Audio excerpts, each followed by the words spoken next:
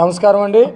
ఒక నెల రోజుల నుండి గుంటూరులో ఒక దరిద్రాన్ని చూడటం కోసం, ఒక దరిద్రాన్ని అదృష్టంగా ప్రచారం చేయటం కోసం, ఒక పనికి మాలిన వ్యక్తిని నాయకుడిగా చిత్రీకరించడం కోసం, క్యారెక్టర్ లేనటువంటి వ్యక్తిని మహానుభావుడని కీర్తింప చేయటం కోసం వైసీపీ నాయకులందరూ కూడా పనిగట్టుకొని గుంటూరు వస్తా ఉన్నారు. వాస్తవానికి వాళ్ళెవరికి కూడా పని లేదు. వీళ్ళందరూ కూడా అవుట్డేట్ అయినటువంటి నాయకులు. ఒకప్పుడు నాయకులుగా చలామణి అవి ప్రజల చేత్కారానికి గురైనటువంటి పరిస్థితుల్లో ఉన్నటువంటి వ్యక్తులు ఒక్కొక్కరుగా వచ్చి అంబటి రాంబాబుని కీర్తిస్తూ ఉన్నారు.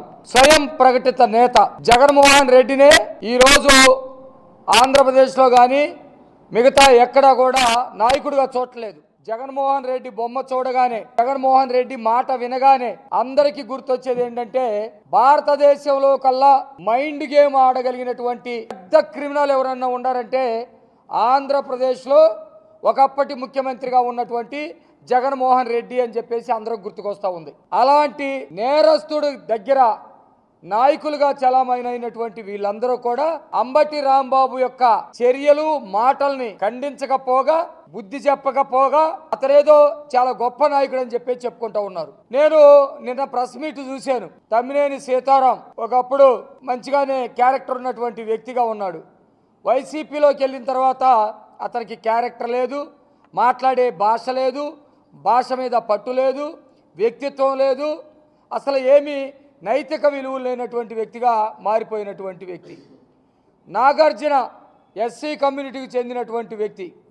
అతను ఏదో ఉధృతంగా మాట్లాడని చెప్పేసి చెప్పుకోవటానికి తప్ప అతనికి కూడా క్యారెక్టర్ లేదు. ఒకప్పుడు ఎస్సీ కమిషన్ మెంబర్గా ఉన్నప్పుడు ఎంతో కొంత విలువలకు తోటి ఉన్నటువంటి వ్యక్తి. ఇట్లా నిన్న ఒకళ్ళిద్దరు మాట్లాడినటువంటి మాటలు చూస్తే విచిత్రం వేస్తూ ఉంది. ఒకడేం మాట్లాడుతున్నాడంటే, అసలు రంగాలేని లోటు, మేము మా నాయకుడిని చూడాలి అనే విధంగా అందరూ కూడా వచ్చారు. ఈరోజు రంగాలేని లోటు కాపులందరికీ కూడా ఈ రాష్ట్రంలో అంబటి రాంబాబు గారిని కూడా కాపులందరికీ రంగాలేని లోటు రాంబాబుని చూస్తూ ఉంటే ఆ లోటు పోయి మాకు ఒక గొప్ప నాయకుడు ఎదిగారని చెప్పేసి అనుకుంటున్నారంట. ఈ ఎపిసోడ్ మొత్తం మీద మనం చాలాసార్లు మాట్లాడుకున్నాం.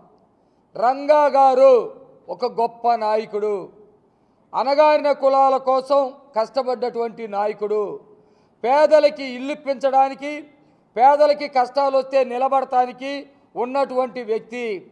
తక్కువ కాలంలోనే ఎమ్మెల్యే స్థాయికి వెళ్ళి ఆ